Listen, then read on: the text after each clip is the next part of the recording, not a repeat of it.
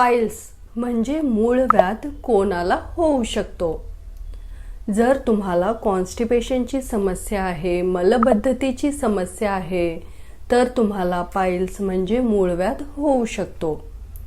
जर तुम्हाला खूप जास्ती लूज मोशन्स होत आहेत, अतिसार होत आहे, तर तुम्हाला सुद्धा पाईल्स म्हणजे मूळव्याध होऊ शकतो. जर तुम्ही प्रेग्नेंट आहात, गर्भवती आहात, तुमची प्रेग्नन्सी चालू आहे, तर तुम्हाला सुद्धा पाईल्स होऊ शकतो. याशिवाय जर तुमचा वजन खूप जास्ती वाढला आहे, तुम्ही खूप ओबेस आहात, मोठे आहात, तर तुम्हाला सुद्धा पाईल्स होऊ शकतो. याशिवाय जर तुम्ही कंटिन्युअस एकाच जागी बसून राहता, एकाच जागी बसून कंटिन्युअस खूप वेळासाठी बसून राहून काम करता, तर तुम्हाला सुद्धा पाईल्स म्हणजे मूळव्याध होऊ शकतो.